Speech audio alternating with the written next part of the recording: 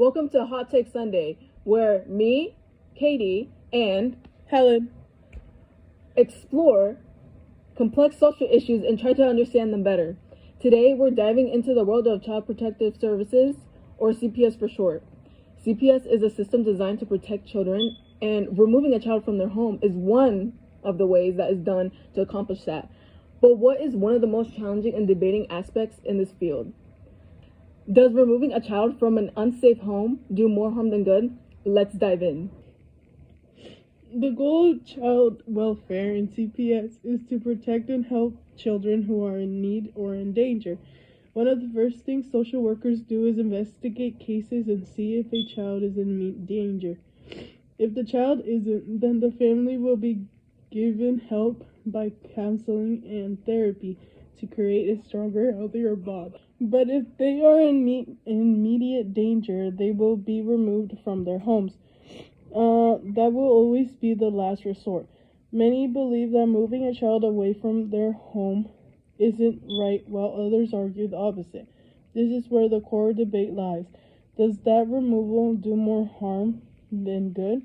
We argue strongly that Child Protective Services does not do more harm than good by removing a child from a home deemed unsafe. Why is removing a child from a dangerous home good? Well, it protects them from further abuse and neglect. According to the CDC, in an article titled About Child Abuse and Neglect, around 1 in 7 children have been through child abuse or neglect in the past year here in the United States. The CDC also notes that there can likely be more because many cases go unreported. 1 in 7, and that might not even be the full picture. Let's look at the difference from abuse and neglect can take.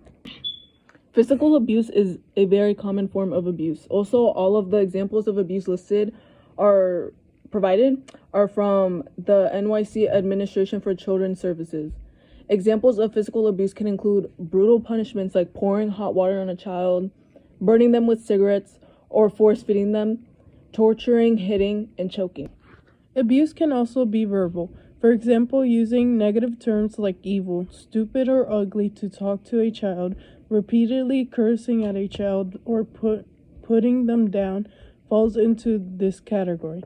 Saying anything degrading or mean to a child is harmful. Verbal abuse can make children feel bad, lead to low self-esteem, and affect them mentally. Psychological abuse can also occur. This can involve threatening to kill, harm, starve, or lock a child out. Children might even be threatened to watch or participate in abusing another victim. Such experiences can negatively affect a child psychologically, making them feel bad and potentially changing their behavior to avoid getting hurt. Harming or watching abuse can significantly mess up a child's perception of what is normal. Sexual abuse is tragically common globally. The National Children's Alliance estimates that 1 billion children globally experience sexual violence. According to the CDC, quote, neglect is the failure to meet a child's basic physical and emotional needs. This includes essential needs like housing, food, clothing, education, and access to medical care. It also includes having a child's feelings validated and appropriately responded to, end quote. It's clear these are serious issues, and the consequences can be devastating. Both neglect and abuse are very common and can cause serious, irreversible damage. The CDC states in their article about child abuse and neglect, quote, in 2021, 1,820 children died from abuse and neglect in the United States, end quote. It is immoral to let children live in these conditions, and therefore it is appropriate to remove them for their safety and a new chance at life. The next reason why it is beneficial to remove a child from a home deemed unsafe is because it gives them an opportunity to improve their lives. Children who have been in foster care have shared how their lives have changed for the better. The article, quote, Family Foster Care Placement, the Child Perceptive, end quote, did a study and half of the interviewed children felt their new neighbors had friendlier children, and it was easier to get to know them than the ones in their old neighborhood, suggesting a better environment and easier social connection. Friends can provide a crucial support system. Children also reported being treated better. One child noted their foster mother asked what was wrong without, quote, blowing up, unquote, like their parents did. Another mentioned that they get better food, more money, and babysitting jobs. Another stated, quote, my whole lifestyle changed. Everything is better, end quote. These comments imply they previously lacked basic necessities in nurturing parents. Improvements aren't limited to home life. The Journal of Political Economy expressed that even though transitioning into a new school can be challenging, many children started to be highly involved in their schools. School is vital for learning and offers support from friends and teachers. A study in the Journal of Political Economy found that for young girls, removal reduces the likelihood of repeating a grade by 42.6% points. Another positive outcome is that it makes them significantly less likely to participate in special education. So not only do their home lives improve, but also their education. Children who have been through traumatic situations need support and therapy to cope. There are many types of therapy available. The Child and Adolescent Social Work Journal highlights trauma-focused cognitive behavioral therapy as having significant evidence supporting its effectiveness.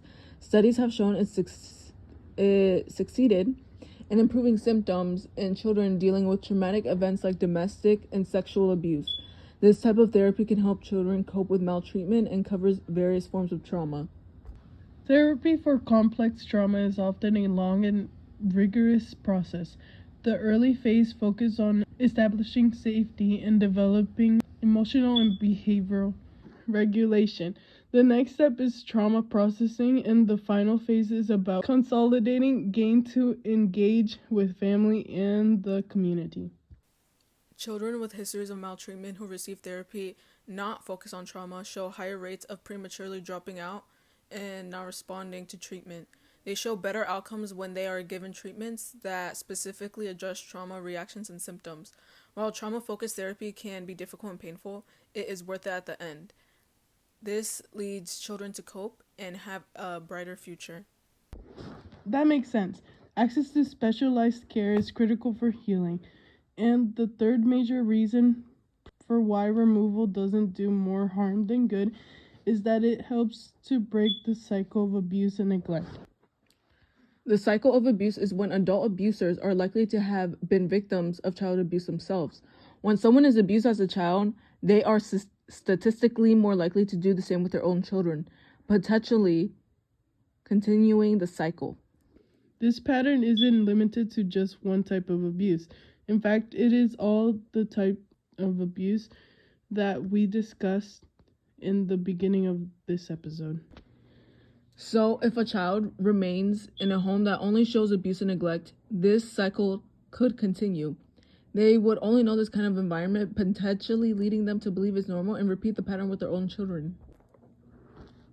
However, there are ways to stop the cycle. According to the Washington State of Children, Youth and Families discussing the topic, educating oneself and others, parents examining their own behaviors, recognizing signs of abuse, and investing time in kids can help stop the cycle of abuse.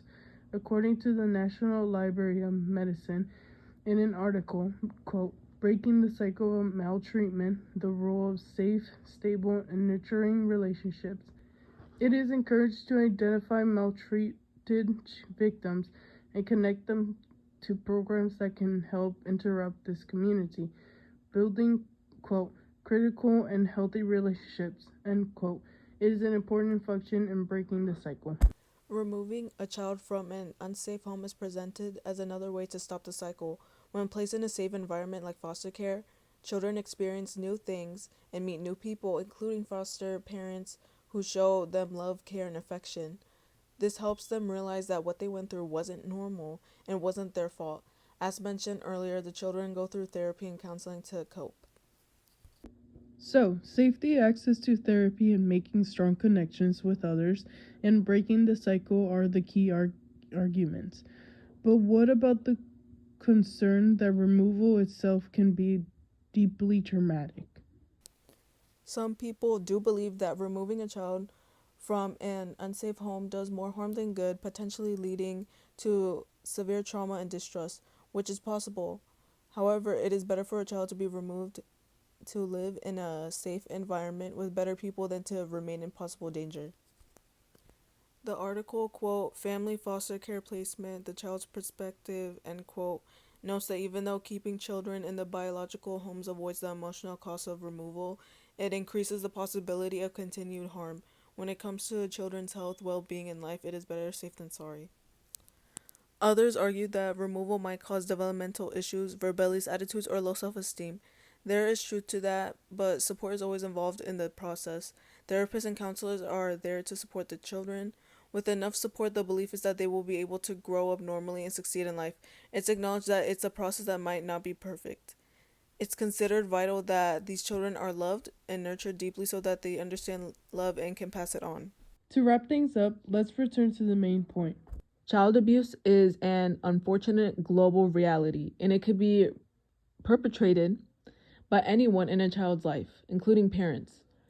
Separating a child from a biological family that endangers them is argued to be beneficial because it secures the child, gives them a chance to live a fulfilling life and cope with therapy, and these actions can lead to a halting of the cycle of abuse. Removing a child from their home is presented as difficult and heartbreaking. However, the benefits outweigh the disadvantage. Society must prioritize putting kids first and protecting them from danger at all costs to create nurtured and well-rounded people. The hope is that these individuals will then create a better world and treat future generations better. It is important for the world to take action now for the safety and well-being of children everywhere. Thank you for joining us on Hot Take Sunday.